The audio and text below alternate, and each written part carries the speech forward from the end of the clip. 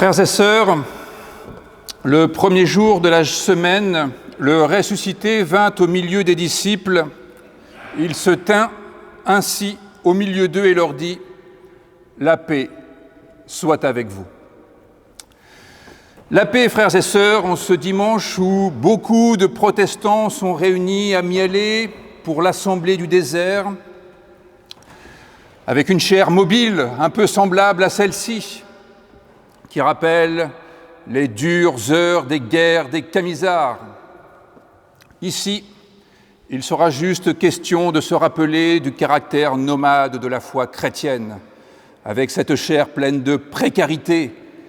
Qui sait si je serai encore à la hauteur à la fin du culte, ou si je ne me serai pas effondré au milieu du plancher, je vous l'assure, si fragile. Pensez à moi pendant tout ce culte. Frères et sœurs, dans une ambiance digne de l'Assemblée du désert, je vous propose de vous lever pour chanter la fidélité de Dieu avec le psaume 36. Nous chanterons le psaume 36 à la première strophe pour nous placer résolument devant Dieu.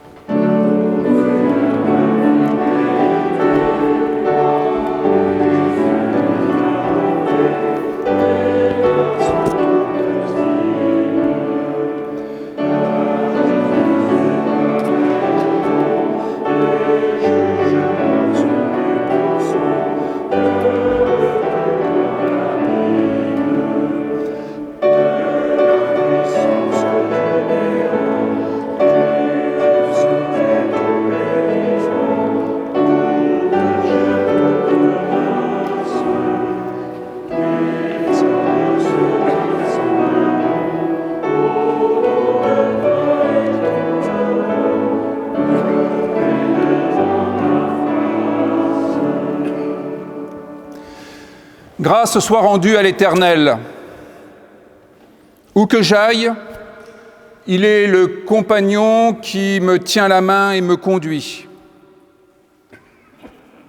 Sur les routes que j'emprunte, il est mon soutien, ma force. À mes côtés, il me stimule, il m'encourage. En marchant, si je chancelle, il me donne l'énergie de me redresser. Parce que l'Éternel a brisé mes résistances, en m'appelant à la vie en abondance, en me donnant des frères et des sœurs qui jalonnent mon existence et qui ouvrent mon regard sur la création, en portant des yeux bienveillants et reconnaissants de toutes les grâces que nous recevons. Désormais, je vois tout d'une manière nouvelle à la lumière de l'Évangile. Maintenant, la joie de l'Éternel me pénètre, elle m'entoure, elle m'attire. Grâce te soit rendue, Éternel, notre Seigneur. Amen. Et pour renforcer cette ambiance d'Assemblée du désert, je vous propose de chanter le cantique 754, les strophes 1, 2 et 4 du cantique 754 que je vous laisse découvrir.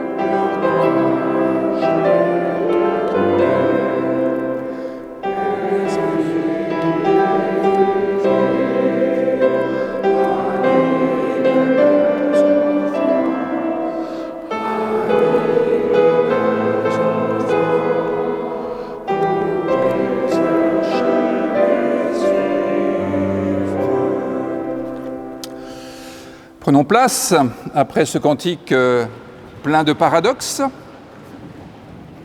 et recueillons-nous dans la prière.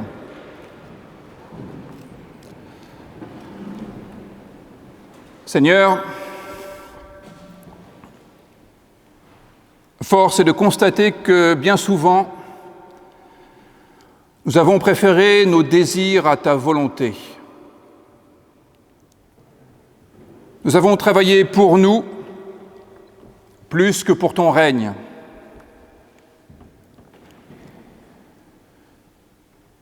Pour ce qu'il s'agit d'aimer, avons-nous vraiment aimé notre prochain? N'est-ce pas nous-mêmes que nous avons aimé de manière exclusive?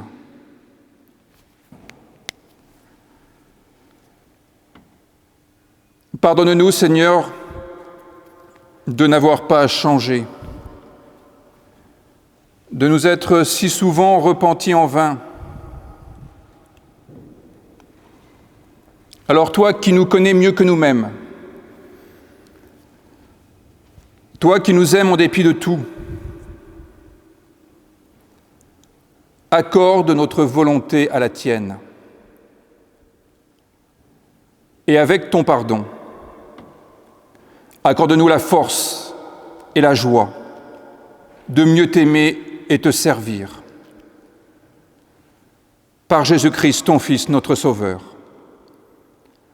Amen. Au psaume 36, qui accompagnera aussi le prochain chant, nous chantons la troisième strophe du psaume 36, nous restons assis.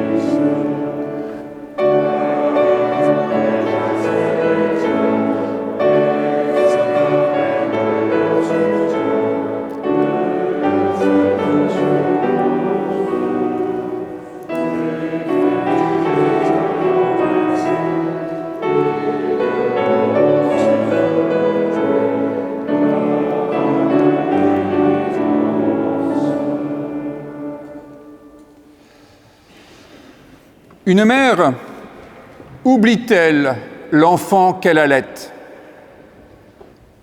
Cesse-t-elle d'aimer l'enfant qu'elle a porté? C'est une question que se pose le prophète Ésaïe.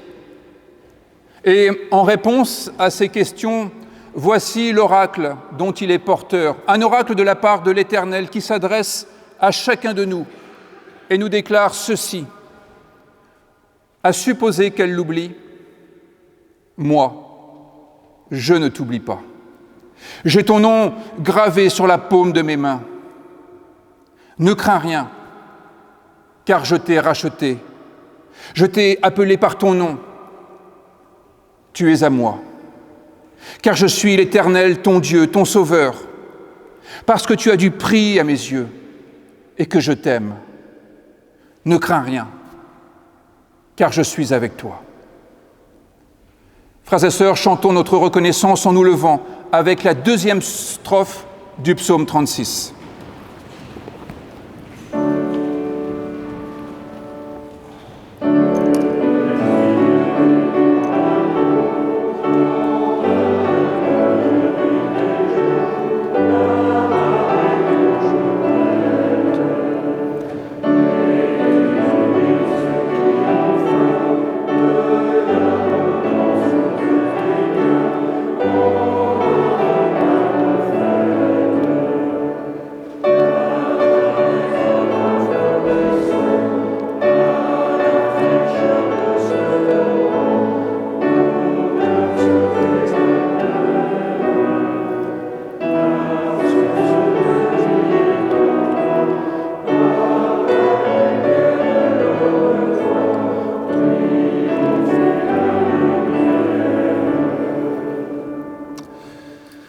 Et c'est parce que nous sommes au bénéfice de paroles de grâce semblables à celles que nous venons d'entendre que Jésus autrefois s'adressa à celles et ceux qui l'entouraient en leur disant ceci: « Vous êtes le sel de la terre. »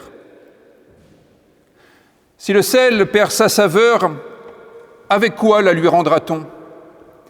Il ne sert plus qu'à être jeté dehors et foulé aux pieds par les hommes. Vous êtes la lumière du monde. Une ville située sur une montagne ne peut être cachée. Et on n'allume pas une lampe pour la mettre sous un seau. Au contraire, on la met sur la table et de là, elle éclaire tous ceux qui sont dans la maison. Que votre lumière luise ainsi devant les hommes, afin qu'ils voient vos œuvres bonnes et qu'ils glorifient votre Père qui est dans les cieux. Frères et sœurs, une manière pour nous de répondre favorablement à l'exhortation du Christ, c'est de dire notre foi, notre adhésion à son espérance. Et ce matin, nous le ferons avec l'Église protestante unie du Canada, en disant « Nous ne sommes pas seuls.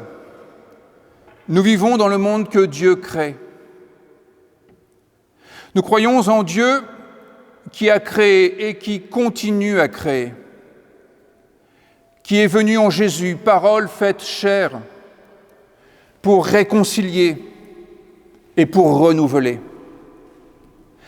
Il travaille en nous et parmi nous, par son esprit. Nous avons confiance en Dieu. Nous sommes appelés à constituer l'Église pour célébrer la présence de Dieu, pour vivre avec respect au sein de la création, pour aimer et pour servir les autres, pour rechercher la justice et résister au mal, pour proclamer Jésus, crucifié et ressuscité, notre juge et notre espérance. Dans la vie, dans la mort, dans la vie au-delà de la mort, Dieu est avec nous. Nous ne sommes pas seuls. Grâce soit rendue à Dieu. Amen. Au cantique 243, prolongeons l'expression de notre foi par le chant des strophes 1, 2 et 3 du cantique 243.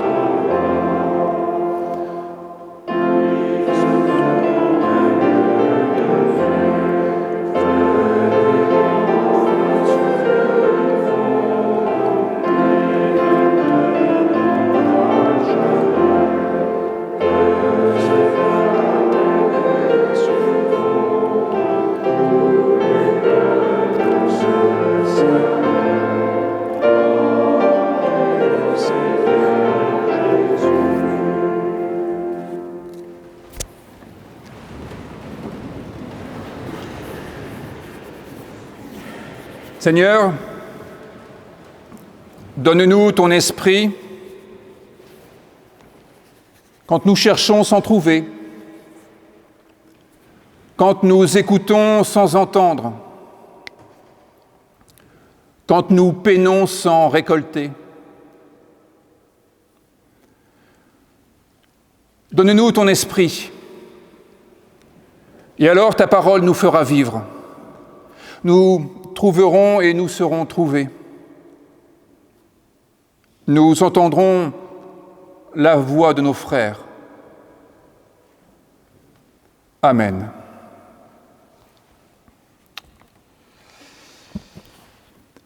Ce matin, c'est dans le livre des Actes des Apôtres que quelques versets seront lus, là encore, à l'Assemblée du désert. Et pour que nous soyons en résonance avec le pasteur Olivier Bresse, je vais vous lire les versets 1 à 11 du chapitre 16 des Actes des Apôtres. Paul, l'apôtre Paul, notre cher Paul, parvint à Derbe et à Lystre. Et voici qu'il y avait là un disciple du nom de Timothée, fils d'une femme juive fidèle et d'un père grec. Les frères de Lystre et d'Iconium, ça c'est la partie orientale de la Turquie actuelle, les frères de Lystre et d'Iconium rendaient de lui un bon témoignage. Paul voulut l'emmener avec lui, il le prit donc et le circoncit à cause des Juifs qui étaient dans ces lieux-là, car tous savaient que son père était grec. En passant par les villes, il transmettait les décisions prises par les apôtres et les anciens de Jérusalem, afin qu'on les garde. Les églises se fortifiaient dans la foi, elles augmentaient en nombre de jour en jour. Empêché par le Saint-Esprit d'annoncer la parole dans l'Asie, autrement dit de se rendre un peu plus vers l'Est, Paul et ceux qui l'accompagnaient traversèrent la Phrygie et le pays de la Galatie. Arrivés près de la Mysie, ils tentèrent d'aller à Bithynie. Mais l'Esprit de Jésus ne leur permit pas. Ils franchirent alors la Mysie et descendirent à Troas. Pendant la nuit, Paul eut une vision. Un Macédonien debout le suppliait en disant « Passe en Macédoine, viens à notre secours. » Après cette vision de Paul, nous avons aussitôt cherché à nous rendre en Macédoine, concluant que Dieu nous appelait à y annoncer l'Évangile. Embarqués à Troas, nous avons fait voile directement vers Samothrace, et le lendemain, nous étions à Néapolis.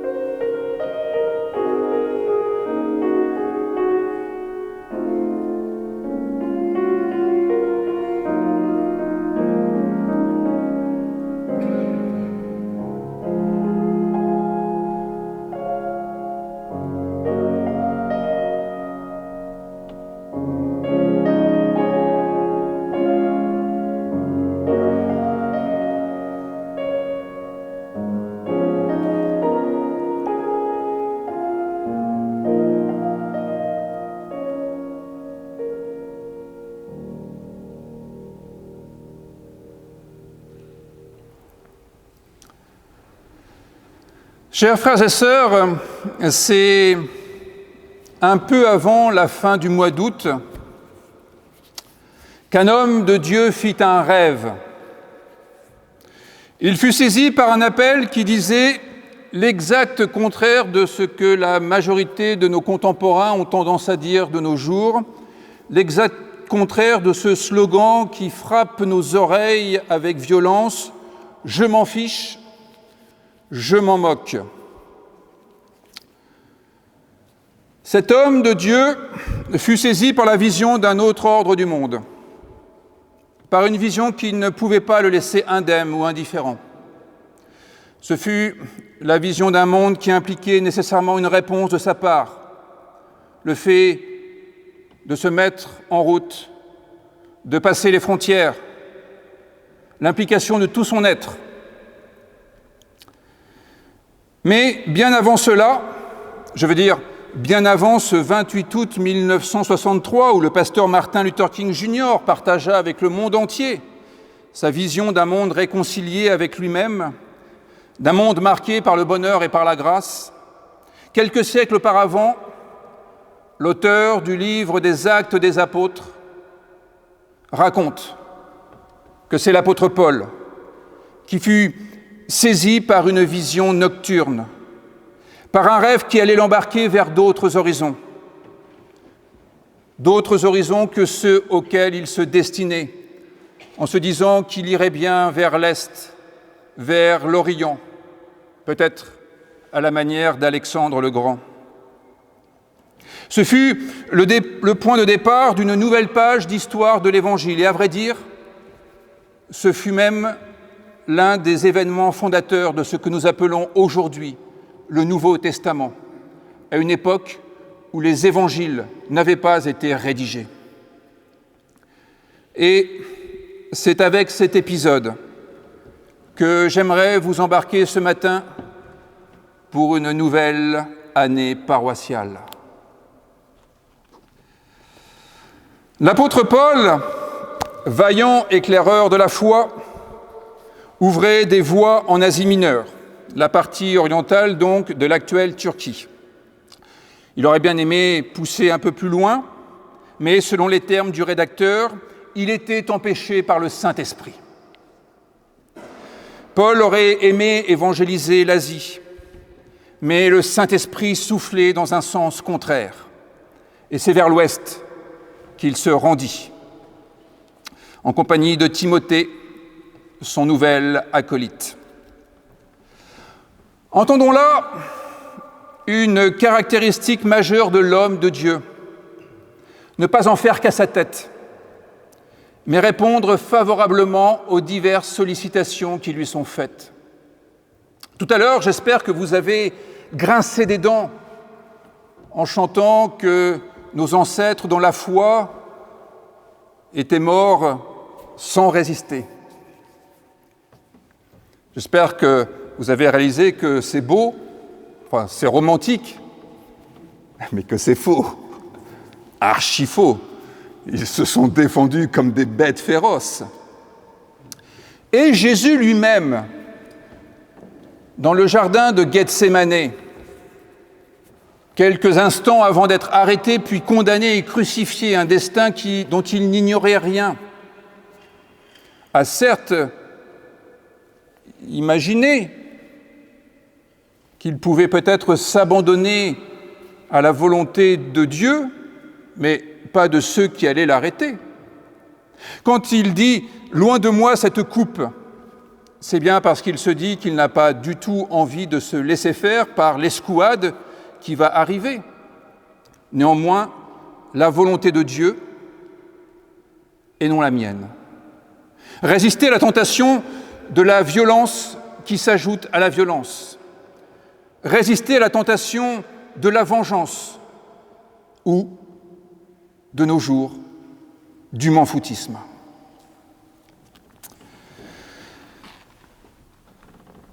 À la fin de cet épisode, lorsqu'il décidera de répondre favorablement à la vision nocturne pendant laquelle un Macédonien fit appel à lui, Paul montre que l'homme de Dieu est celui qui répond à l'appel de Dieu plutôt qu'à son inclination personnelle. L'homme de Dieu est celui qui accepte des situations auxquelles il ne prêtait pas forcément attention jusque-là, mais dont il découvre que ces situations requièrent son attention. Et de ce point de vue-là, la vie du pasteur Martin Luther King Jr. nous aide à comprendre comment l'homme de Dieu peut être sensible à l'appel de Dieu. Les récits biographiques de Martin Luther King Jr. nous aident à comprendre comment fonctionne un appel de Dieu. Et surtout, comment nous pourrions nous-mêmes être sensibles à un tel appel. Tout d'abord, s'agissant du rêve, une forme d'appel commun à l'apôtre Paul et au pasteur King, nous comprenons par la rhétorique du discours de 1963 que le rêve n'est pas le résultat seulement de l'activité cérébrale pendant le sommeil. Et c'est heureux pour tous ceux et toutes celles qui ne se souviennent pas de leurs rêves. King n'a pas rêvé la veille de son discours à Washington. C'est devant la foule qu'il livre le rêve qu'il est en train de faire au moment même et qui est la vision de ce que cette foule incarne pour lui à cet instant précis. Une foule chamarrée, rassemblant des gens de tous les âges, de toutes les conditions, de toutes les origines sociales, culturelles, ethniques et religieuses. Et il est sensible à ce qu'il perçoit de ce que cette foule est appelée à vivre. Et c'est cette foule qui le stimule. Et c'est cette foule qui le pousse à prononcer un discours qu'il n'avait pas encore rédigé.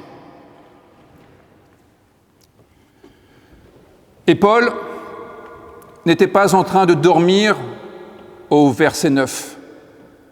C'était la nuit, mais la nuit en tant que temps privilégié pour les révélations décisives selon la symbolique biblique. C'était le temps de la prière. C'était le temps de ce dialogue exigeant avec le réel, avec la vérité, avec l'universel. Nous avons tous fait cette expérience de nous tenir sous la voûte étoilée et de nous dire que d'autres, de l'autre côté de la Terre, voient les mêmes planètes au même instant que nous. Et mieux que cela, nous voyons les mêmes planètes que voyait le prophète Ézéchiel, le prophète Ésaïe. Mais pensons à celles et ceux qui ont prié pendant la nuit. Abraham, Jacob, Jésus, avec un léger décalage, le temps que la Terre tourne pour qu'on soit à nouveau face aux mêmes astres. Nous sommes d'accord.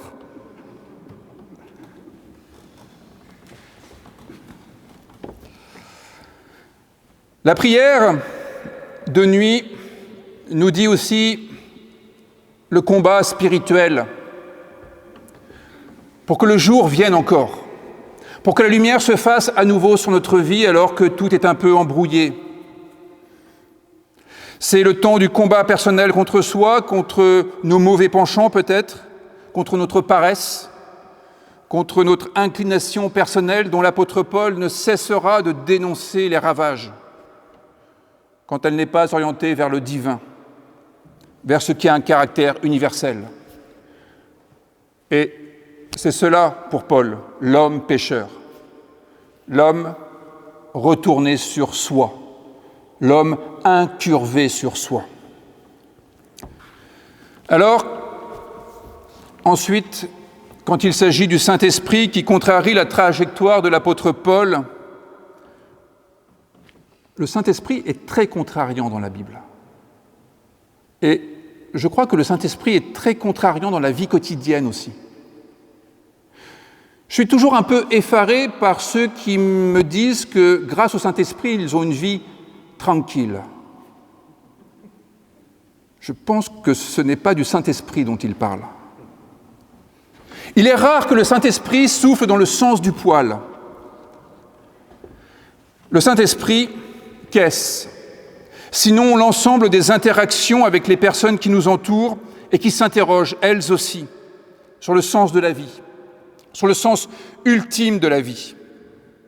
Comme j'ai eu l'occasion de vous le dire, le jeune pasteur Martin Luther King n'a pas eu l'idée tout seul de s'engager pour les droits civiques aux États-Unis.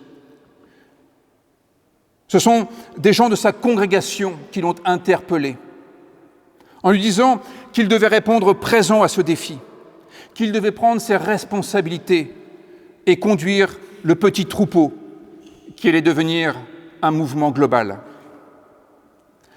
Ses paroissiens étaient pour lui, à ce moment-là, le Saint-Esprit.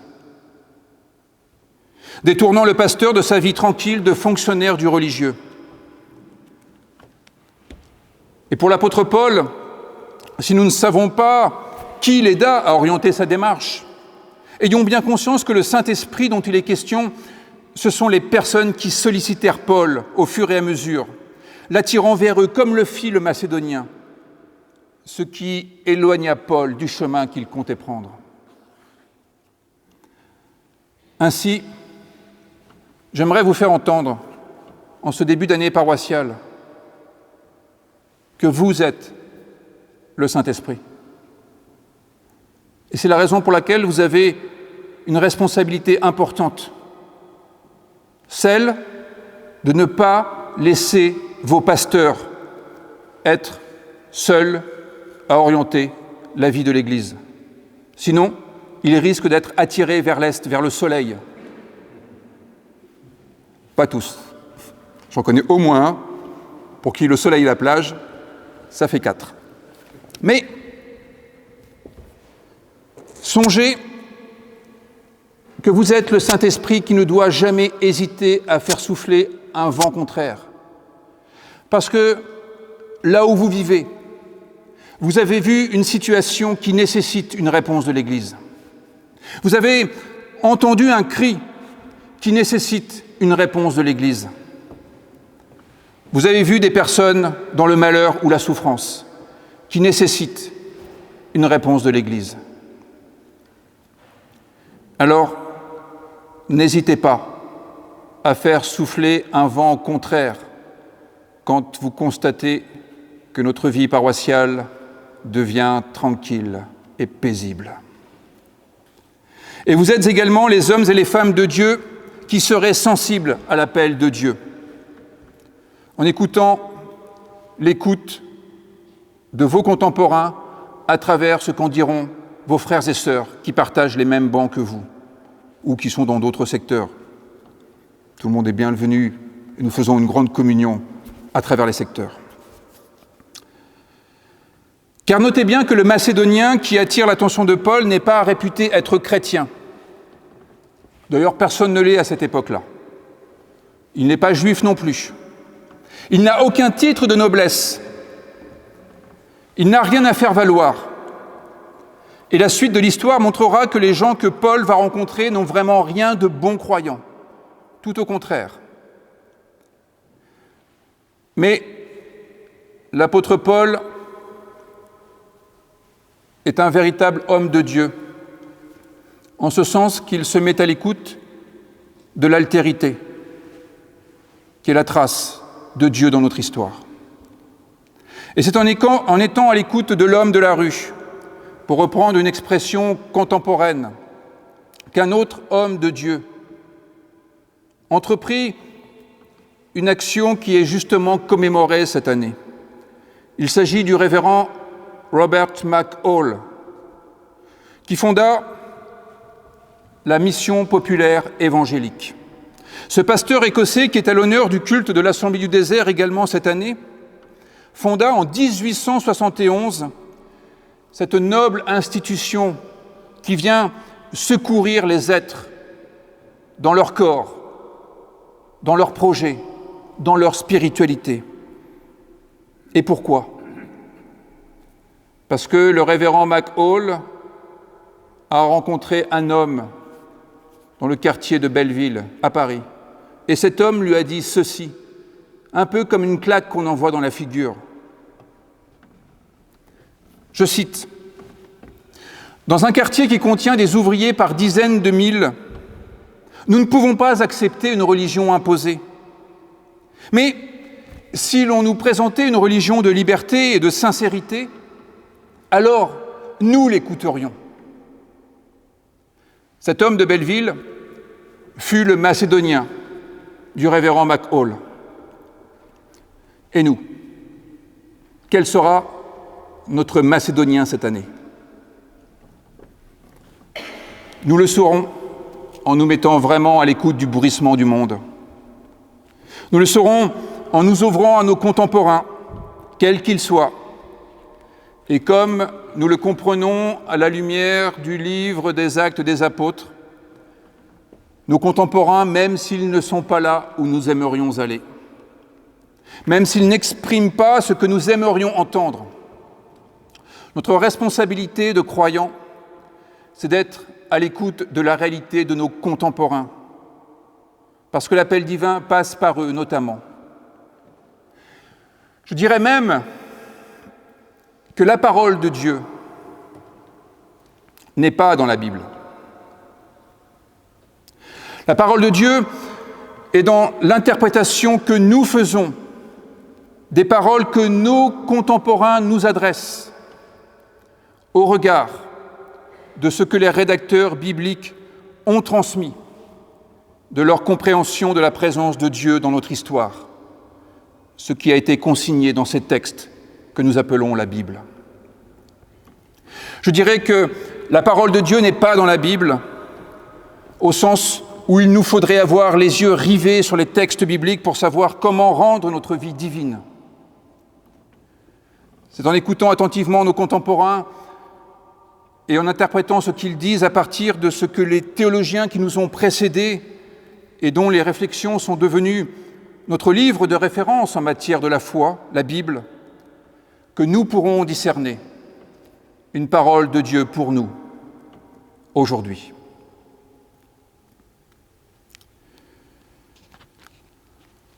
À partir de là, je pourrais m'arrêter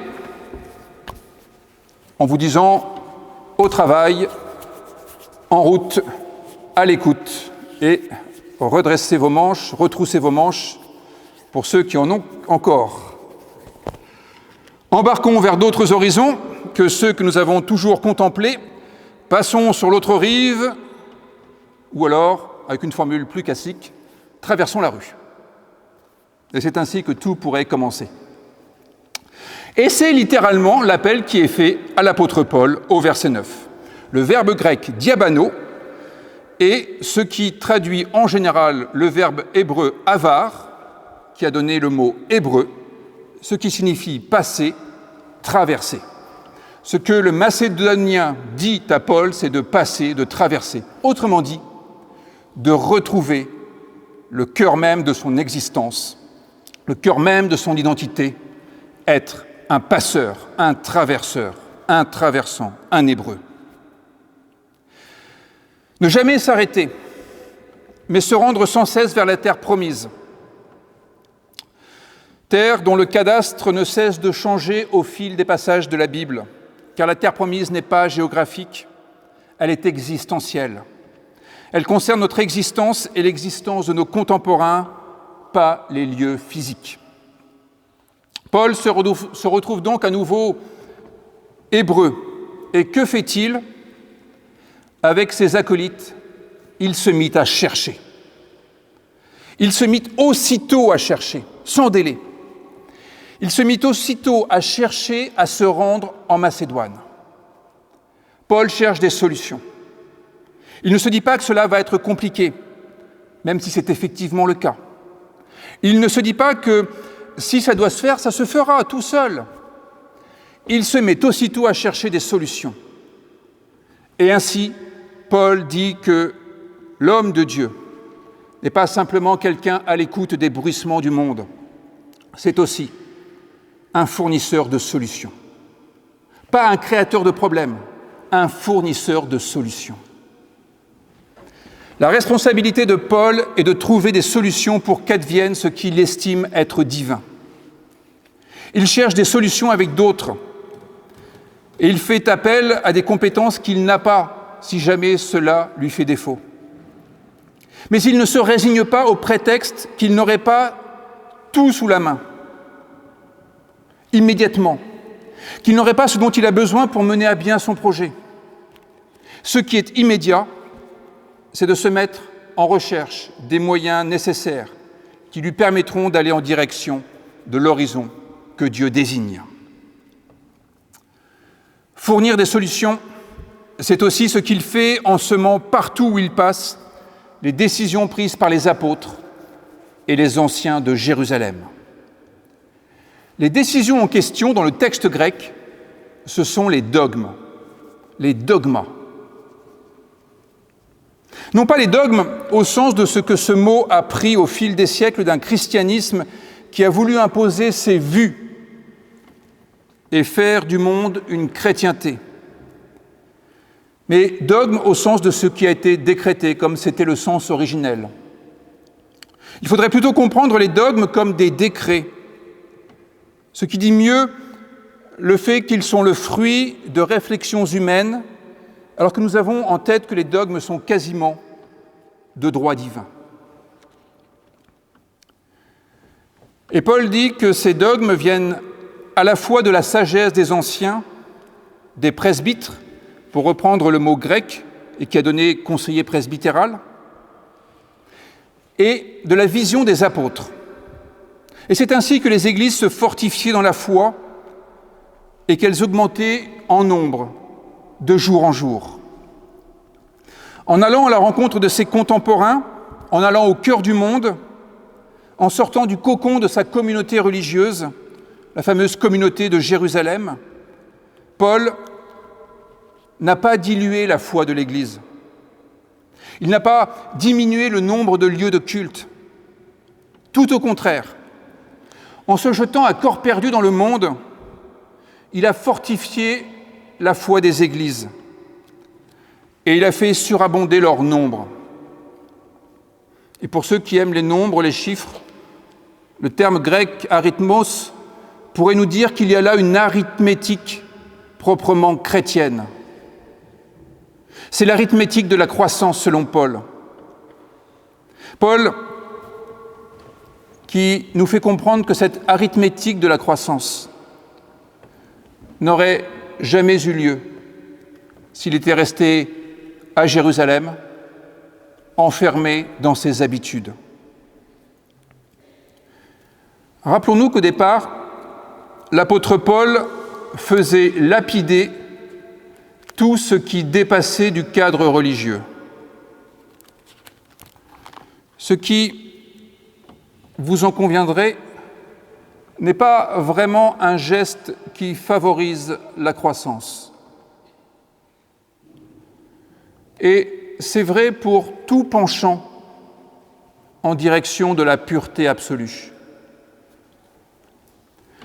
La croissance advient par le fait d'aller à la rencontre de l'autre et de s'engager dans une véritable relation interpersonnelle avec cet autre-là. L'autre qui est porteur de l'altérité, qui renvoie à l'altérité divine.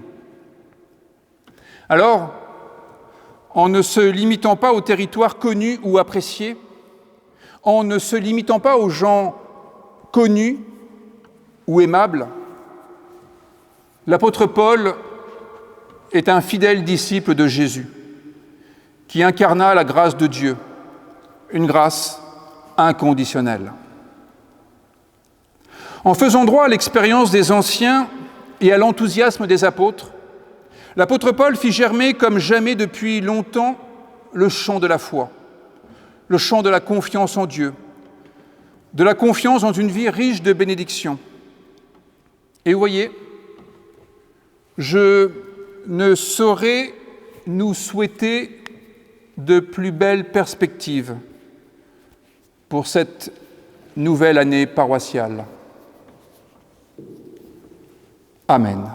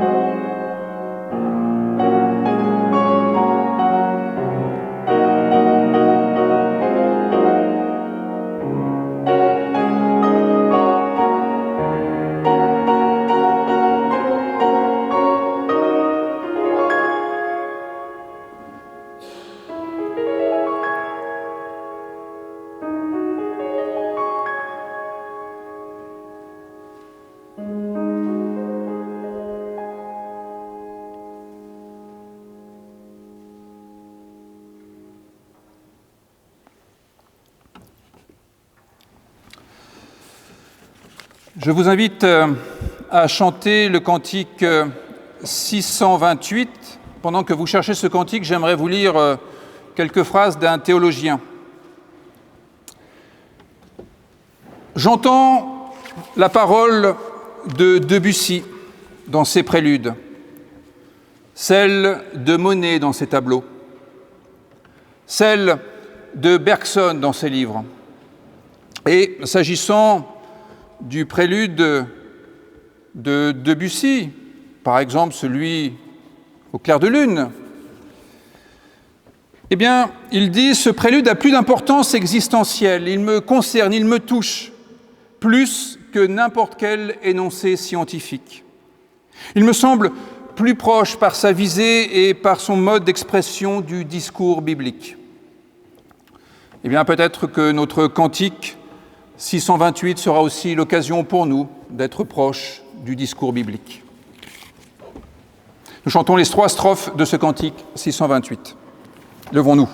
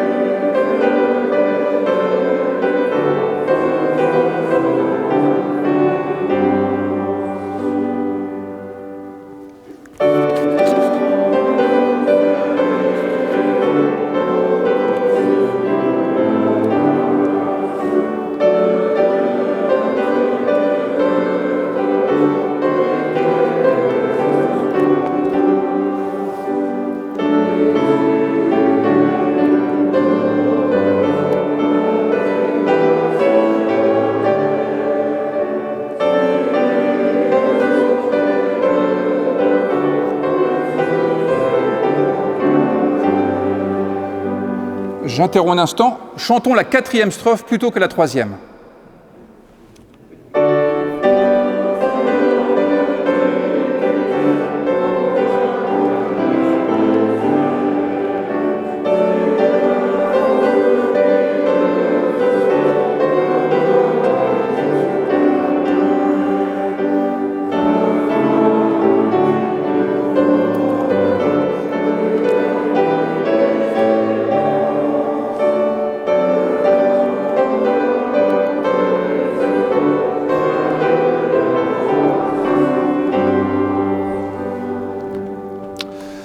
Gardez vos recueils de chants ouverts à cette page, comme ça vous pourrez essayer de voir pourquoi il n'est pas légitime de chanter cette 3e strophe pendant que je partage quelques informations avec vous. Vous pouvez vous asseoir.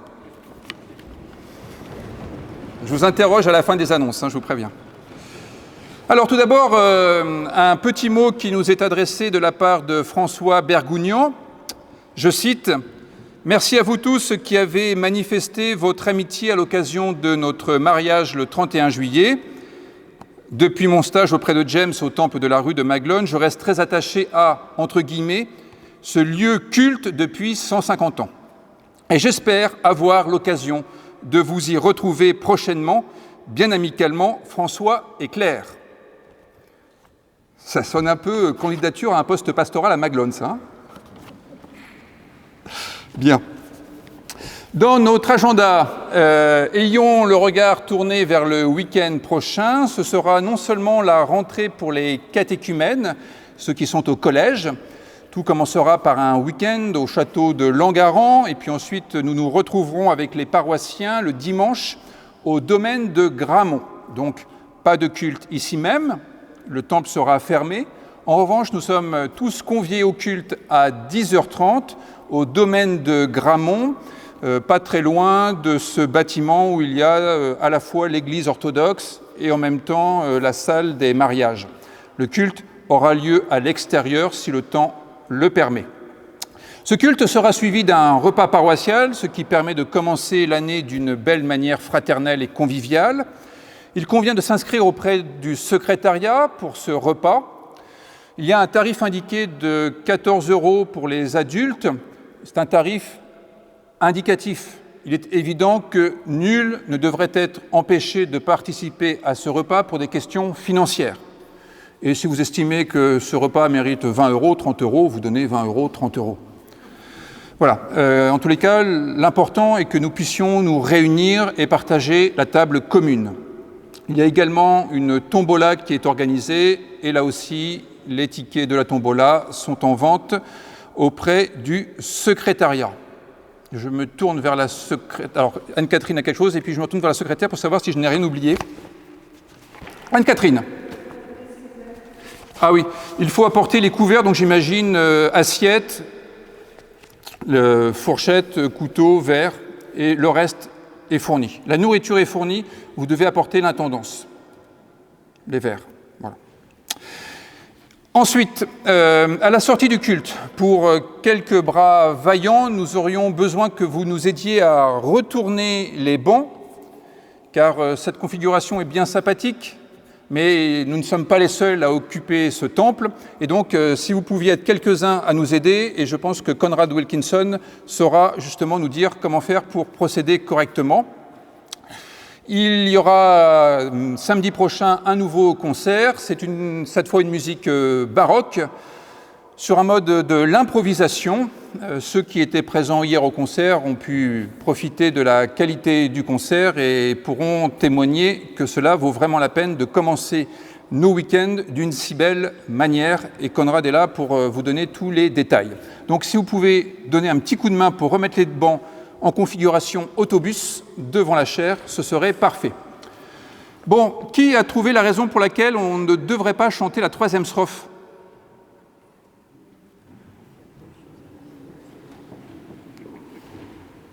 Bon, ok. Non, c'est pas une interro écrite, c'est une interro orale, c'est une colle. Bien.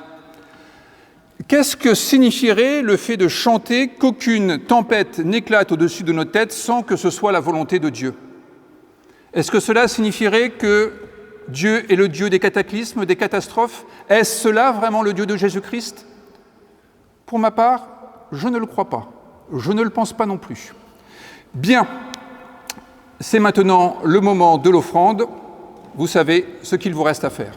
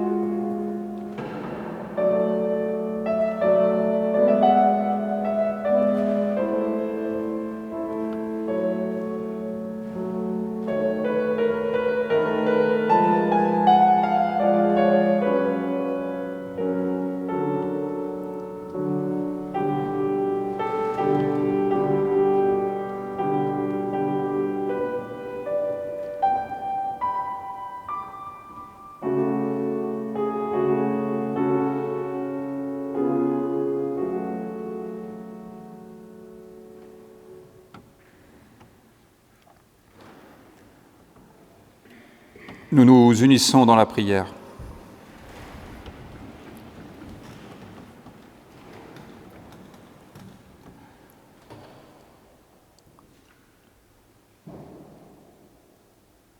Quand bien même les mots nous manquent pour prier,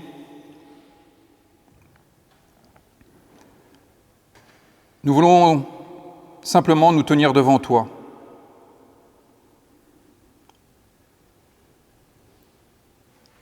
Avec tout ce qui fait notre vie.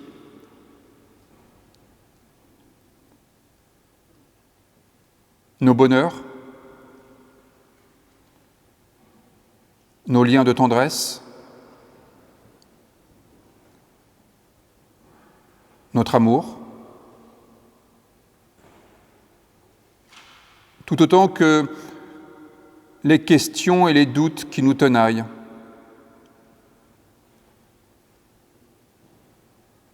Peut-être notre solitude, peut-être nos inquiétudes,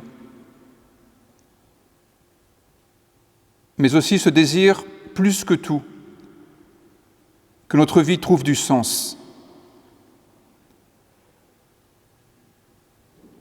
C'est pourquoi, Éternel notre Dieu, notre prière consiste à vouloir recevoir de ta parole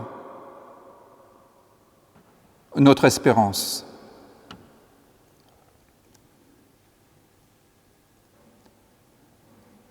Devant toi, nous voulons nous tenir avec tous les autres, avec celles et ceux qui nous sont chers, et avec les autres, ceux que nous ne savons pas aimer, ceux que nous avons peut-être blessés, celles et ceux qui sont au fond du gouffre et qui n'en peuvent plus d'appeler et d'attendre dans leur lieu de réclusion, d'isolement.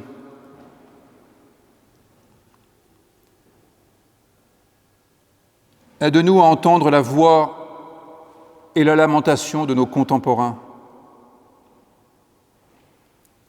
pour que nous prenions nous aussi la route qui conduit vers eux.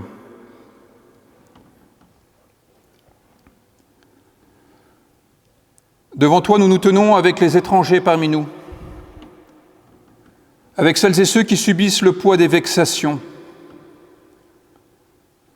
Nous nous tenons avec les plus menacés parmi eux, ceux qui ont fui leur pays en guerre, ceux qui ont fui la misère, ceux qui ont fui l'insalubrité, ceux qui ont fui l'horreur, le malheur. Nous tenons avec les demandeurs d'asile, avec celles et ceux qui sont sans papier, avec ceux que tout effraie, avec ceux qui rasent les murs, avec ceux qui se cachent.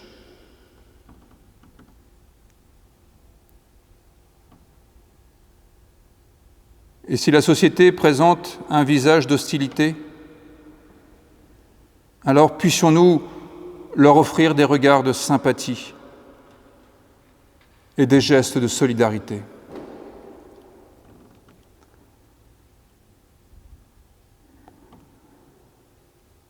Devant toi, nous nous tenons en pensant à tant de lieux de fracture autour de nous et dans le monde.